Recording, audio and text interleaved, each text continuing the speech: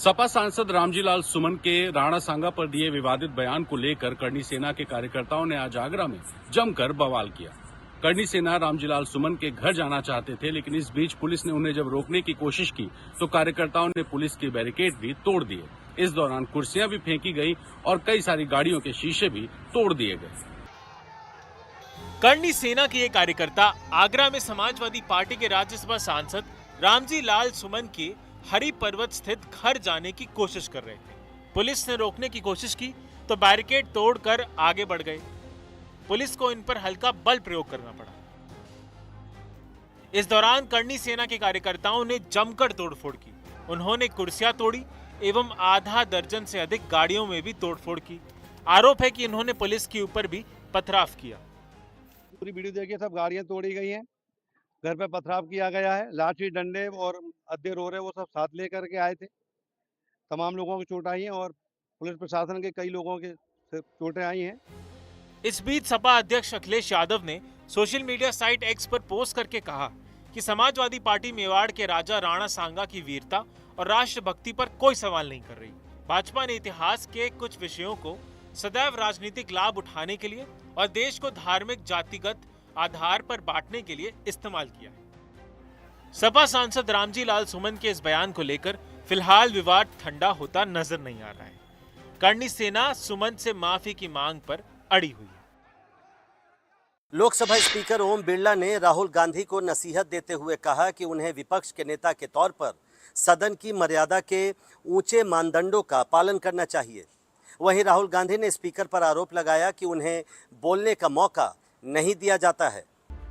बुधवार को लोकसभा में चौंकाने वाला नजारा दिखा। शून्यकाल के बाद दोपहर 1 बजे सदन की कार्यवाही स्थगित करने के ठीक पहले स्पीकर ओम बिरला ने टिप्पणी करते हुए कहा कि विपक्ष के नेता राहुल गांधी का व्यवहार सदन की मर्यादा के विपरीत है। ओम बिरला ने कहा कि विपक्ष के नेता से मर्यादा के मुताबिक आचरण की उम्मीद की जाती है। ऐसी कई घटनाएं जब मान्य सदस्यों के आसन सदन की उच्च परंपराओं मापदंडों के अनुरूप नहीं है। इस सदन में पिता पुत्री, माँ बेटी, पति पत्नी सदस्य रहे। हालांकि औपचारिक तौर पर यह नहीं बताया गया कि ओम बिरला आखिर किन घटनाओं का जिक्र कर रहे थे। वहीं सूत्रों ने बताया कि स्पीकर की टिप्पणी के पीछे हाल में घटी कई घटनाएं रहीं। पीएम मोदी ने लोकसभा में 18 मार्च को महाकुंभ को लेकर बयान दिया था। पीएम के भाषण के बाद राहुल गांधी की मौजूदगी में हंगामा हुआ था। राहुल को बोलने का मौका नहीं मिला, जिस पर कांग्रेस पार्टी ने बवाल किया था। स्पीकर ने रूल 372 का हवाला देकर कहा था कि पीएम या किसी मंत्री के बयान के बाद सवाल नहीं पूछा जा सकता और न ही कोई टिप्पणी ही की जा सकती है। हालांकि स्पीकर की टिप्पणी के बाद राहुल गांधी ने आरोप लगाया कि उन्हें शून्यकाल में बोलने का अवसर नहीं दिया गया। उनकी शिकायत थी कि पिछले 1 हफ्ते से उन्हें बोलने नहीं दिया जा रहा है। लिटरली स्पीकर उठ के मतलब एकदम निकल गए, मुझे मतलब एक शब्द नहीं बोलने दिया। और पहले मेरे बारे में कुछ बोलना है, नीचे वो भी बिल्कुल पता नहीं क्या बोला, अनसब्सटेंशिएटेड। और फिर मतलब मैं खड़ा हुआ, मैंने कहा कि देखिए मुझे बोलने दीजिए, आपने मेरे बारे में कुछ बोला है, घूम कर चले गए और कोई मतलब अर्जन कर दिया, कोई जरूरत नहीं थी। उधर बीजेपी ने एक वीडियो के जरिए राहुल गांधी पर निशाना साधा। हैरानी की बात यह है कि इस वीडियो में राहुल प्रियंका की आत्मीयता दिख रही है।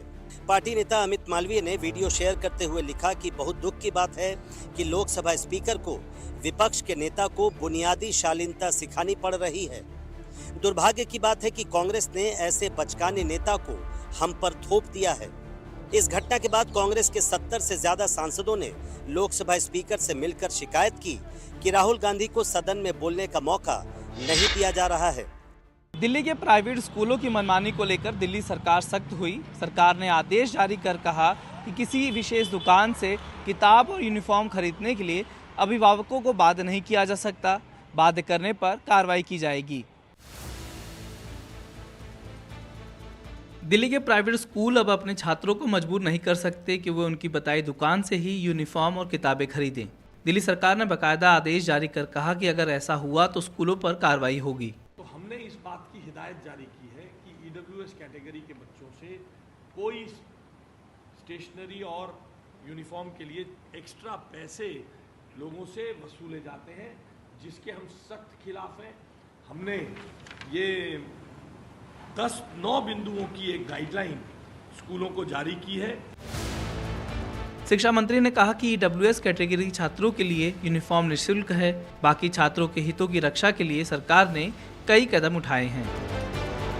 स्कूलों की मनमानी की शिकायत के लिए हेल्पलाइन नंबर जारी किया गया 9818154069 और ईमेल ddeac1@gmail.com पर की जा सकती है शिकायत। आदेश न मानने वालों के खिलाफ दर्ज होगा केस। शिक्षा मंत्री ने कहा कि दिल्ली सरकार हर छात्र को गुणवत्तापूर्ण शिक्षा मुहैया कराने के अपने संकल्प पर अडिग है।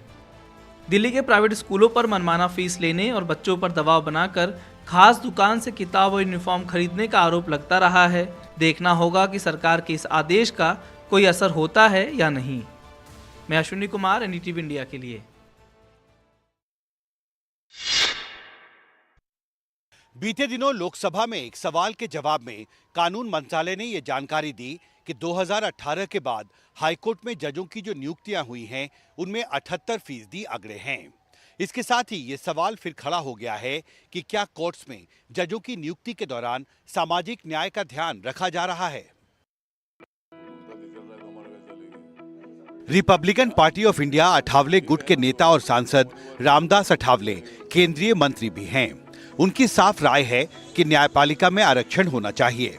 जिस तरह सुप्रीम कोर्ट है, हाई कोर्ट में वहाँ मतलब ऊंचे जाति के लोग वहाँ है, लेकिन कुछ लोग ओबीसी समाज के भी है, कुछ लोग शेड्यूल कास्ट के, शेड्यूल ट्राइब के भी है। जुडिशरी में रिजर्वेशन नहीं है, बाकी के क्षेत्रों में रिजर्वेशन है, लेकिन जुडिशरी में कम है, बात सही है। उसके लिए जरूर सरकार की तरफ से प्रयास हो रहा है और जुडिशरी ने भी आरक्षण होना चाहिए।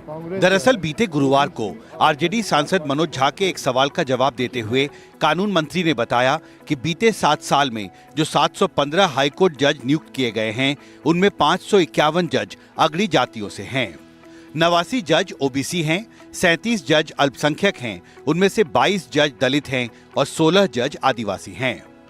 इसके बाद ये सवाल उठने लगा कि क्या कॉलेजियम हाईकोर्ट के जज चुनते हुए सामाजिक विविधता के प्रति संवेदनशील नहीं है। राष्ट्रीय लोक मोर्चा के सांसद उपेंद्र कुशवाहा ने भी एनडीटीवी से इस प्रक्रिया पर सवाल उठाए। ये बिल्कुल सही कहा उन्होंने। सिर्फ हाई कोर्ट नहीं, सुप्रीम कोर्ट की भी यही स्थिति है। सुप्रीम कोर्ट, हाई कोर्ट में जो वंचित समाज के लोग हैं, अनुसूचित जाति, अनुसूचित जनजाति या ओबीसी, इन वर्गों के लोगों का प्रतिनिधित्व जज के रूप में बिल्कुल नगण्य होता है। तो सच है, स्थिति तो यही है।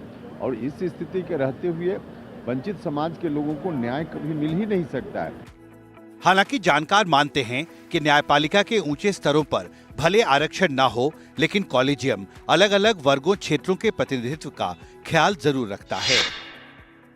दिल्ली विधानसभा में आज आम आदमी पार्टी और भारतीय जनता पार्टी दोनों ही दलों के विधायकों ने एक सुर में अपना वेतन भत्ता और डेटा एंट्री ऑपरेटर की तनख्वाह बढ़ाने की मांग की। डेटा एंट्री ऑपरेटर की तनख्वाह और वेतन भत्ता क्यों बढ़ाने की मांग कर रहे हैं विधायक और इस पर सरकार क्या कर रही है, देखिए रिपोर्ट। दिल्ली विधानसभा में बुधवार को बीजेपी और आम आदमी पार्टी के विधायकों ने अपना भत्ता और अपने डाटा एंट्री ऑपरेटर की तनख्वाह बढ़ाने की मांग की। इसके पीछे विधायकों ने तर्क दिया कि दिल्ली के विधायकों की तनख्वाह और उनके साथ काम करने वाले डाटा एंट्री ऑपरेटर की तनख्वाह सबसे कम है। 2023 में दिल्ली के विधायकों का वेतन 50,000 से बढ़ाकर 90,000 रुपए कर दिया गया था। तो मेरे लिहाज से जो प्रस्ताव आज यहाँ पर आया है वो बहुत ही जरूरी है, उसका पास होना बहुत जरूरी है। मैं उसमें सहमति अपनी देना चाहूँगा। विधायकों की तनख्वाह और डाटा एंट्री ऑपरेटर की तनख्वाह बढ़ाने के मामले पर अब एक 5 सदस्यीय कमेटी बना दी गई है जो 2 सप्ताह में रिपोर्ट देगी। दिल्ली पुलिस की टीम जस्टिस यशवंत वर्मा के घर पहुंची और उस जगह को सील कर दिया जहां पर आग लगी थी। दिल्ली पुलिस ने ये कार्रवाई सुप्रीम कोर्ट द्वारा गठित कमेटी के आदेश पर की है।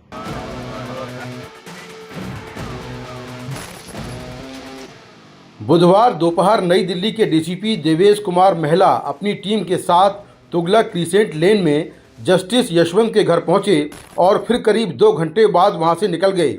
सूत्रों के मुताबिक पुलिस ने उस स्टोर रूम और उसके आसपास की जगह को सील कर दिया जहां 14 मार्च की रात आग लगी थी और बड़ी मात्रा में 500 के नोट जलते हुए दिखाई दिए थे। पुलिस ने ये कार्रवाई सुप्रीम कोर्ट द्वारा बनाई गई कमेटी के कहने पर की है ताकि सबूत नष्ट न होने पाएं। हालांकि घटना को 12 दिन बीत चुके हैं। इससे पहले मंगलवार को सीजीआई संजीव खन्ना द्वारा बनाई गई 3 जजों की कमेटी ने घटनास्थल का दौरा किया। इन हाउस जांच कमेटी ने पहले ही उन लोगों की लिस्ट बना ली है जिन्हें बयान दर्ज करने के लिए बुलाया जाएगा। इनमें दिल्ली फायर सर्विस के डायरेक्टर भी शामिल हैं, जिन्होंने पहले कैश न मिलने की बात कही और फिर कहा कि उन्होंने ऐसा कोई बयान नहीं दिया। सूत्रों के मुताबिक वर्मा से पूछताछ के अलावा कमेटी उन लोगों से पूछताछ करने की तैयारी कर रही है जो 14 मार्च को जज के आवास के आउट हाउस स्टोर रूम में आग लगने की सूचना पर सबसे पहले प्रतिक्रिया देने वाले लोग हैं। इनमें सफदरजंग फायर स्टेशन के दमकलकर्मी और तुगलक रोड थाने के पुलिसकर्मी शामिल होंगे। सफदरजंग फायर स्टेशन को 14 मार्च की रात 11:35 पर जज के आवास पर आग लगने की सूचना मिली। दमकल कर्मी 11:43 पर घटनास्थल पर पहुंचे और 2 घंटे बाद 15 मार्च की तड़के 1:56 पर घटनास्थल से चले गए।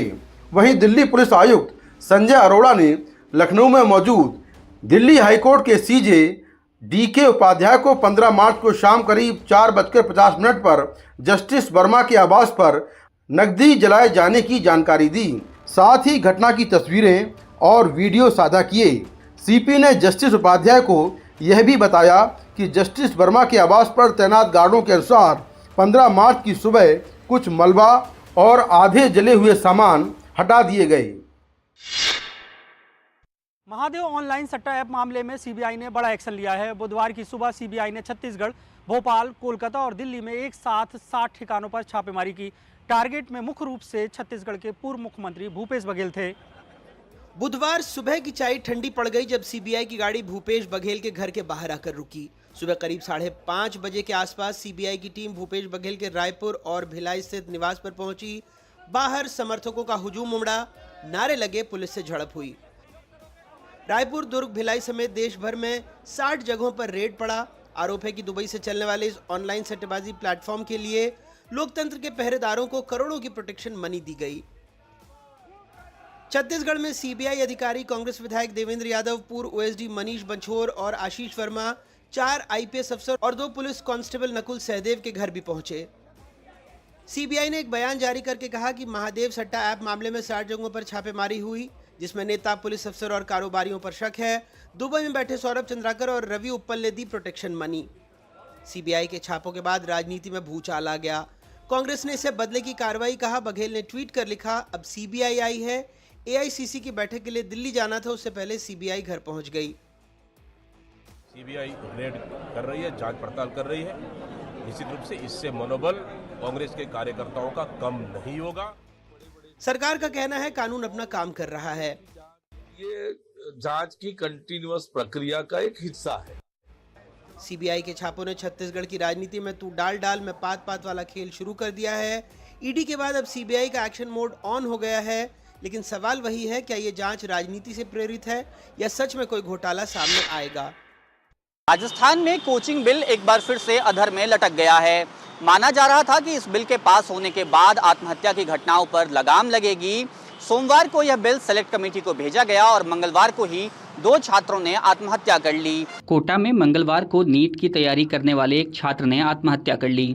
17 वर्षीय हर्षराज बिहार के छोटे से जिले नालंदा का रहने वाला था। नालंदा से कोटा पहुंचे हर्षराज के चाचा ने कोचिंग प्रबंधन पर गंभीर आरोप लगाए हैं। बच्चों को जिस तरह से सहूलियत के हिसाब से शिक्षण संस्थानों को शिक्षा देना चाहिए, उस अनुरूप लगता है कि शिक्षा नहीं मिल रहा है। केवल रुपया छापने की मशीन के हिसाब से यहाँ कोटा में बच्चों को पढ़ाया जा रहा है और मानसिक तनाव ही बच्चों को सुसाइड होने का कारण है। यह आरोप गंभीर और चिंताजनक हैं, क्योंकि कोटा में इस साल अब तक 8 विद्यार्थियों ने आत्महत्या कर ली है। इन्हीं घटनाओं के कारण कोटा में विद्यार्थियों की संख्या में काफी गिरावट आई। कई अभिभावक बच्चों को कोटा से वापस अपने शहर ले गए। इंटर की परीक्षा के बाद उसको एलएन भेजे कोटा, और वहाँ 2 साल रहने के बाद वहाँ की पढ़ाई से हमारे बच्चे संतुष्ट नहीं थे और वहाँ की भोजन और वातावरण भी इसको ठीक नहीं लगा, जिसके कारण हम पुनः फिर उसको 2 साल के बाद इसको यहीं सहरसा ले आए। वहाँ पे उनको कोई देखने सुनने वाला नहीं था। कभी तबीयत खराब हो गया, कभी कुछ हो गया, अपने मन से कोचिंग देता था और बाद में उसका कोई केयर करने वाला नहीं था। भीड़ भड़का के कारण दबाव महसूस कर रहा था। इन घटनाओं पर लगाम लगाने के लिए राजस्थान सरकार कोचिंग बिल तो लेकर आई, लेकिन सरकार ने केंद्र के उन दिशा निर्देशों की अवहेलना की जिनके आधार पर यह कानून बना था। केंद्र सरकार ने कोचिंग में 16 साल से कम उम्र के बच्चों के एडमिशन पर रोक लगाई थी। तर्क यह था कि बच्चों का बचपन न छिने। मध्य प्रदेश के तमाम महानगर जबरदस्त तरीके से पब्लिक ट्रांसपोर्ट सिस्टम की बदहाली से जूझ रहे हैं। तमाम शहरों की बात की जाए, खासतौर पे इंदौर, भोपाल, जबलपुर, ग्वालियर की, तो यहाँ पर पब्लिक ट्रांसपोर्ट संकट के दौर से गुजर रहा है और सरकार के पास ऐसा कोई प्लान नहीं है कि वो पब्लिक ट्रांसपोर्ट को बेहतर बना सके। राजधानी भोपाल से लेकर इंदौर, ग्वालियर, जबलपुर, हर शहर का हाल ऐसा है कि अगर आप वक्त पर ऑफिस पहुंच गए तो बॉस भी पूछ बैठेगा कैसे कर लिया। बढ़ती जनसंख्या, बढ़ती महंगाई और घटती बसों की संख्या ने मिलकर एक नया खेल रच दिया है। सरकार के पास न प्लान है न चिंता। प्लान की तो खैर छोड़िए, भोपाल में तो सरकार ने 150 से ज़्यादा सिटी लिंक बसों को यादों का म्यूजियम बना दिया है। बस चलाने के लिए 4 बार टेंडर निकाला गया, लेकिन किसी ने झांक कर तक नहीं देखा। लगता है कंपनियों ने सोचा इस धंधे में कोई धंधा नहीं है। बस दिक्कत कर रही, बहुत बीच बीच में खराब भी हो जाती है और पर वो टाइम से नहीं आती। कि रेड बस में बहुत ज़्यादा प्रॉब्लम आ रही, मतलब कि आधा घंटे, 1 घंटे वेट करना पड़ रहा है। ग्लोबल इन्वेस्टर समिट के दौरान किसी ने प्रभारी मंत्री से पब्लिक ट्रांसपोर्ट पर सवाल कर लिया। मंत्री जी ने तुरंत ईवी पॉलिसी का राग छेड़ दिया। भोपाल के लिए इलेक्ट्रिक बसों की योजना बनी, लेकिन बसें कागजों में ही दौड़ती रहीं। सारे ट्रांसपोर्ट सिस्टम को कैसे इम्प्रूव करें और अच्छी सुविधा कैसे मिले, इसके लिए पूरा एक रोड मैप सरकार बना। 4 बार पॉलिसी बनी, चारों बार फेल हुई। सरकार इस मुद्दे पर बिल्कुल वैसे ही आंखें मूंदे बैठी है जैसे विद्यार्थी परीक्षा से पहले किताबों से मुंह फेर लेता है। मुझे लगता है कि जल्द ही इसमें कोई ना कोई निर्णय लिया जा सकेगा। अर्थात दवा कड़वी लगी तो बीमारी के साथ जीने का फैसला कर लिया। विपक्ष को बैठे बिठाए मुद्दा मिल गया। अकेला मध्य प्रदेश ऐसा राज्य है जिसमें इस समय सरकार का कोई सिस्टम नहीं है पब्लिक की सुविधा के लिए, कोई ट्रांसपोर्टेशन नहीं है। अब ये तो सच है, सरकार की योजनाएं जितनी तेजी से अटकी रहती हैं उतनी ही तेजी से बसें खटारा बन जाती हैं।